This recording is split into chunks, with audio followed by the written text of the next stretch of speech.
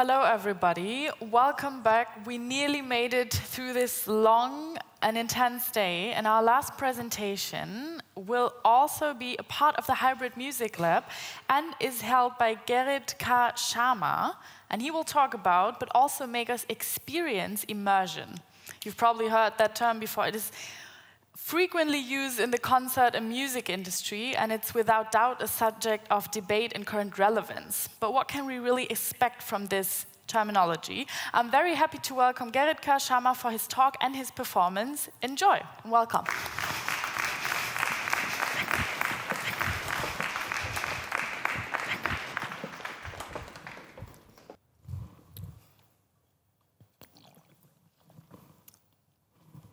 Okay, let's do this. So, hello everyone. First of all, thank you for the invitation. Thank you, Jihan, for coming this summer to Space Lab at Funkhaus and having this amazing conversation where we were talking about buzzwords in the business and technology and came to the solution. Well, it's really hard to talk about all this. So you asked me to talk a little bit about my work from the past 20 years in a field that is now called spatial audio, that's been existing for way longer and than we are speaking of now. And I decided then to share some questions with you, ideas that I developed in my practice over the past, well, we can say 20 years, and with these Space Lab that we founded 2 years ago, and I'm going to talk about this in a bit. So, you asked me to talk a little bit about my past, and beside my, within the past 10 years, I started to share knowledge, because I think that's one of the biggest problems we have nowadays in music, that we have all this knowledge all over this planet, but how do we share expert knowledge in certain fields? You know, there are YouTube videos, there's a lot of stuff going on, but for some material, for some technology, you have to be in situ, you have to be together. So I've been in the lucky position to share my knowledge at several institutions over the past years, and I only show them because they are all academic places, which is telling us a lot where spatial audio used to hide within the past 30 years. So at the moment I'm in Karlsruhe at HFG, that's next to ZKM. Before that I was at the electronic studio here at TU Berlin. Most of you have never been there. It's a famous studio all over the world, but hardly anyone in Berlin knows it at the moment. I was at the Institute for Electronic Music in Graz for about 10 years, where a lot of the plugins you can download for free for spatial audio are out there. Plugins that Facebook and Google wanted to have for their own, but somehow a small institute, like, you know, this small Gallische Dörfer, this small institute just published them overnight, and then everyone can play around. So I've been there for a while. And in 2020, Johannes is down there, co-founder like me, we came up with the idea that we want to have a lab for experimentation in spatial audio. So actually, we're not talking about technology, we're not talking about, because we have a lot, we're not talking about certain softwares, but we're talking about artistic concepts, how we can use, reuse, and destroy some of the concepts that are actually sold to us, especially within the past 2 or 3 years. So let me take you on a short journey and then share some questions. So within the past 20 years, I was working with all kinds of loudspeaker systems in Europe, because I found in my work that the missing link was always the spatialization, placement, depth gradation, all things that you can have in stereo, but as for me artistically was not really working. So there are all kinds of systems out there, and say it again, I don't want to talk about technology. I want to talk about questions concerning what do we do with these tools? How do we turn these tools into instruments? And the questions are always the same. Where's the audience? Where is the sweetest spot? Is there a stage?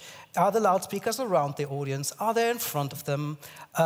And is there any kind of format that we can work with? So is there any stability in my piece, song, or do I have to adjust all the time? Different loudspeaker types, different layers of loudspeakers working at the same time. The question of software, the question of can I do this on my laptop, or do I need big machines, lots of screens? This has been going around, especially in the academic world, all over the planet within the past 50, 60 years. It's not new. The only change is now that we have a buzzword that appeared a couple of years ago that's called immersion. It's absolutely not clear what a lot of people using it mean, but you have heard this word at least 20, 30 times during the day. You know, everyone is an immersive artist now, which is fair, which is cool, but my point of view is maybe we should be a little bit more cautious and conscious when we use this word, because it might not mean something new. It might be something that is rather old, and we should probably think about this a little bit more. So in my personal work, I was thinking about alternatives to existing systems. One is this. It's been developed especially in this place in Graz, the IAM, and it's back there. And after I finish here, I'm going to play a little performance for you where you can stand up or lay down or run out and listen to what's going to happen. The other question is, how do we integrate live musicians into spatial audio? Something that's not been solved so far. It's been a challenge, and it's so interesting once it's working. And staging, you know. You see, this is a classic stage. This is a frontal situation. This is definitely what we are socialized with, we grow up with. Well, now everyone is talking about spatial audio. Now you can have it in an app. We come to this in a moment. You can have this with headphones, binaural rendering, all this. But the question is, as artists, how do we approach this? Do we still think in screens, you know, frontal sound pressure? You know, are there more subtle or different ways of perceiving music? Because our task, not saying job, over hundreds of years has been to work on different and alternative perceptions. Yeah? So once there's a new medium, you know, the question is, how do we utilize this for different utopias? This is something that is quite questionable at the moment when we just switch to something like spatial audio or Dolby and then place the band in the front again. It's like weird. Okay, surrounded by immersion. I think that all music will become space music, and that space becomes as important as pitch in the traditional music, as durations, rhythm, meter. There's a very new development in the harmony of space, and I mean space chords, space melodies. It means movement on several levels around the listener, above, below, and in all directions. Yes, that might be a definition of what spatial audio is. It's a little bit older. That's been said by someone who's actually been experimenting with spatial audio 40 years before this quote. So it not started 2 or 3 years ago. You know, there's a tradition. And I just made a short list, you know, that came to my mind over, you know, my small knowledge of the more academic side. We could talk about Pink Floyd, all the experiments in the last century with spatial audio or quadrophony or whatsoever. But if you look at this list, it's just a small list of, you know, it starts in the Renaissance. When you ever come to Venice, and then this San Marco Cathedral, there's a double choir where they placed singers and composed for the mixing of the architectural constraints and abilities to produce ghost-like, you know, immersive situations. And if you ever have the possibility, just go there, because it's, in the best sense, touching. You have sounds here, and you have sounds over there, and people are singing, you know? So it's not so new. And since the 17th, we have algorithms. Chowning is actually the guy who's invented FM synthesis and one of the first spatialization algorithms for the digital use of space in loudspeaker systems. So it's been around for a while. This is what we get now. This is a website from a very well-known loudspeaker company. And see, it's fun. So this is how it is marketed today. It's the newest thing that you surround yourself with loudspeakers, and this equals immersion. From an artistic point of view, I'm not very impressed. But, if you like big cars, it's probably, on your level. You say, wow, lots of gear. That's the future.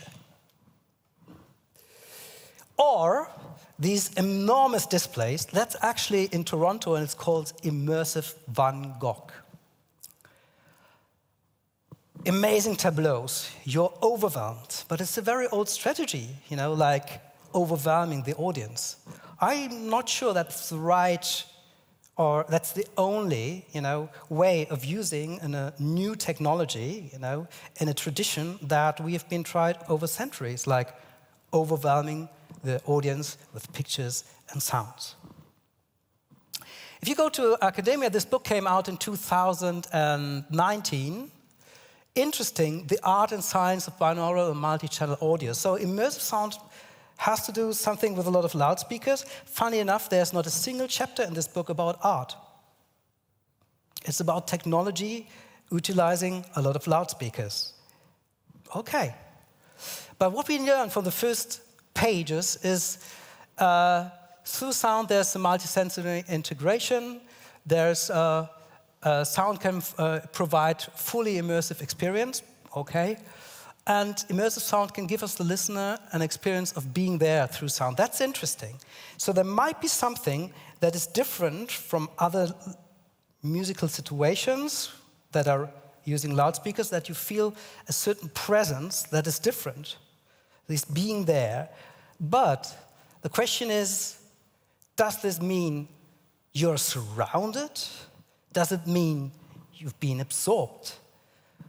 It's not been said, but it's a very different approach. When you think about it, if you want to surround people, or if you want to absorb people, or if you as an audience want to be absorbed or want to be surrounded.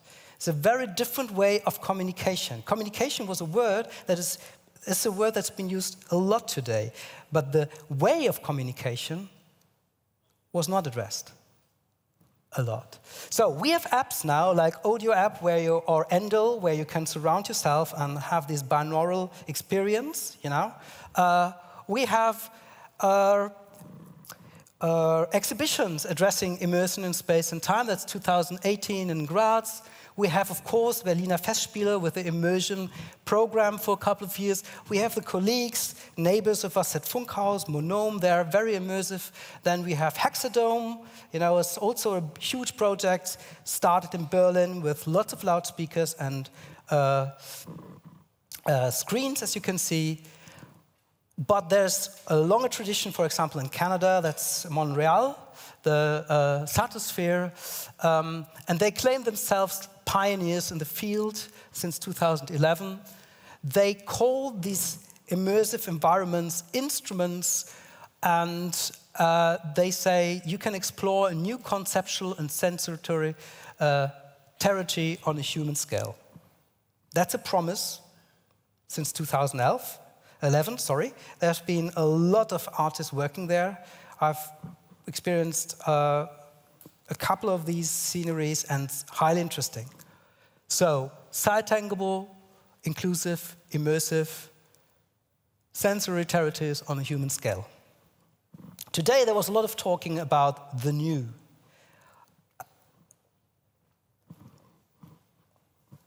Probably aware, you've seen this picture maybe before. These paintings are part of caves. And newer, a couple of years ago, reports say that they found instruments like drums and flutes around fireplaces in these caves.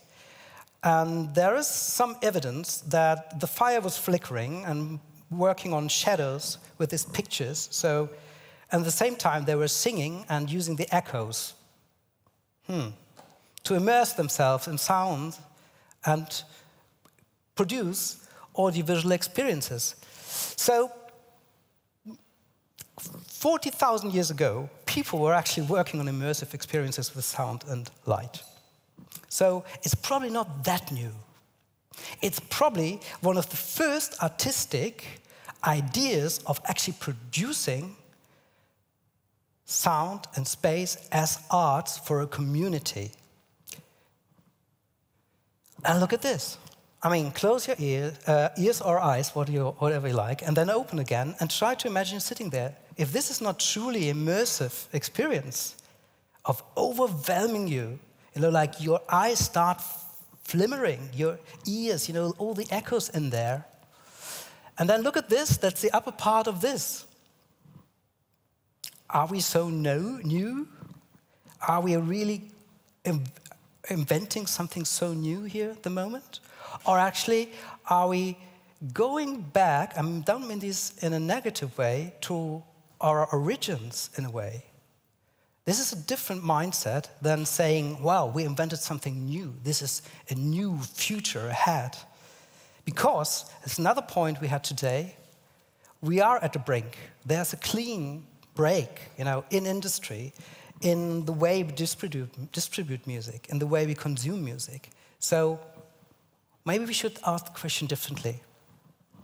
Okay, so maybe immersion is just a successful involvement in an art experience. And the question is, how do we produce this and what are the alternatives? So I'm not talking about better or worse or what's the better technical solution or what is the better or most effective format. I'm just asking the question from the musical part of the game, where can we find and communicate alternatives?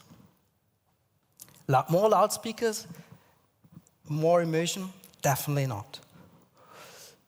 Well, maybe two.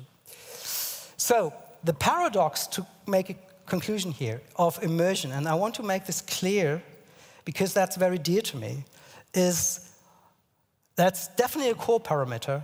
If you want to understand metaverse, if you want to understand Facebook, if you want to understand YouTube in the future, VR, whatsoever, immersion is a term. But if it really works, you actually don't need DJs anymore, bands anymore, because they actually in the way of your immersion. Do we want this? I cannot tell. There's a new music at the horizon. There's different ways of distribution. There are all kinds, of places where there's this immersion word going on. But if it really works, you're on your own, maybe in a mass of people, but you're immersed in your ocean of emotions. That's the idea. That's actually also the idea of marketing nowadays. Think about it. So,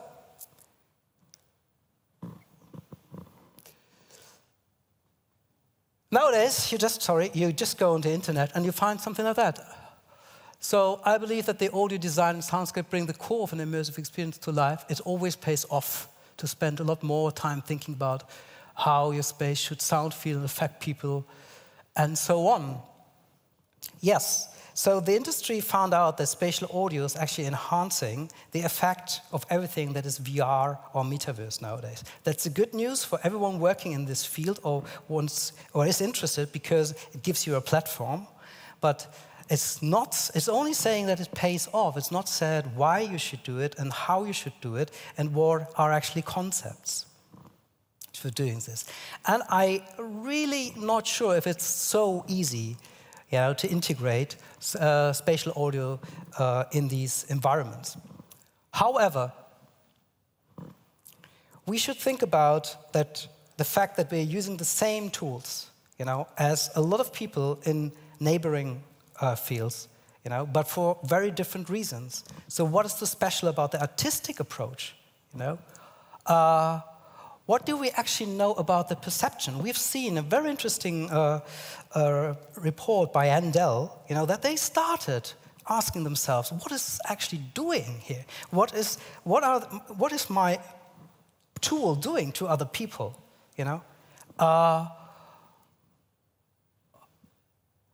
What is actually, if you take the electric guitar, which was a very silly invention in the beginning, what came out of it? Because people took the opportunity to ask questions about this instrument. How do we actually ask the same questions about the instruments we have at hand now? How can we utilize something that is actually a piece of plastic, to come up with artistic ideas? We have to become more than advanced users, and we have to get rid of the fact that some, are in the position that they have entrance to these loudspeaker environments. They are so famous that Andel is coming to them because, first of all, they want, of course, their expertise, and secondly, they want their name. But the rest is actually doing the artistic work. So how do we actually, bring people to the instruments and the other way around? And we need, and that's for some of you maybe a silly point, but the simulation of loudspeaker environments becomes very, very important, so that you can do this while you're sitting at the airport, with headphones. There's a lot to do in this field, and I just want to mention it because I think it's very, very important if you want to be part of this in the future. And there are other aspects. I think it's very, very important that from the beginning that the mainstream now jumped on this horse. We are all should consider us very, very lucky because of that we can really think of alternative ways of using this. So we can actually reinvent surreal spaces in VR, hyperrealities, utopia that are so weird that they actually don't fit in, the places where we're born. This is actually an utopia for spatial audio, not reproduction of realistic scenes. This is a huge field. And if you take punk or band stuff, like very weird places in the past where people came together and developed very amateur-like ideas until they became professionals. This is something we need a lot in this field. We only have professionals at the moment. We have only big people with names that were actually famous before entering the field of spatial audio, but the experimentation is actually not really happening. And of course, this is all so difficult and I don't know. We need to have much more humor in there. There's no critical way of asking why is it there and how can we actually make fun of this. This will always be part of the arts. So this is my first part. I just wanted to share with you these questions and say we are at the brink of it's a very different position I'm standing here now for me as 20 years ago when I started to become interested. We are probably about to make the biggest leap backwards in the history of music. We think it's the future. Spatial audio is coming, it's there, even if I like it or not, if you like it or not. But think of the caves. Maybe we just jump back, or we take it as a full circle, go on experimenting, taking everything that we have on knowledge from the past hundreds of years in music, but spatial audio is definitely, changing the way we're going to listen together, share experiences, share knowledge, because it is actually doing something that is much more bringing people in social constellations, like how you react towards other people, why you're listening, where you're sitting, where the audience is situated, that you're allowed maybe to walk around while you're listening to something that is actually happening not only in front of you. These utopian spaces. Someone can stand next to you, whisper, but there's no one standing. It's a loudspeaker. It's in your headphone, and the band is playing over there. The singer is here. The band is over there. This is why. Why should we do this? Yeah, let's try and find out what does it do. Or there's a choir standing around you. And maybe someone talking in the back, like as a part of a composition. Or all these. It's not only positioning people. It's a setup, like a decision where to place the bass player, where to place the singer on stage. So it's a very different way of actually thinking about sound, not in space, but as space. So what I like to do now is I go down, switch on this machine, and use the instrument in a way that's slightly different from what we're doing here. And I would like to invite you to do whatever you like. So you can walk around, you can sit where you are, you take a couple of minutes, let your perceptions sink into the situation. There's only one thing I could give you as an advice or help: don't stare at the loudspeaker, because the sound is coming from somewhere else. It's using beamforming, so the black panels in the back there are doing the opposite from what we're doing normally. They reflect sounds, so that we produce kind of sounds in this area that are more coming from the reflections than from the speaker itself. So it's not about better or worse systems, it's about alternatives. And you will see it's a very different way of listening. Not something that you have to learn at a school, but that is naturally given to you. It's just another medium that tries to communicate differently with you. Thank you.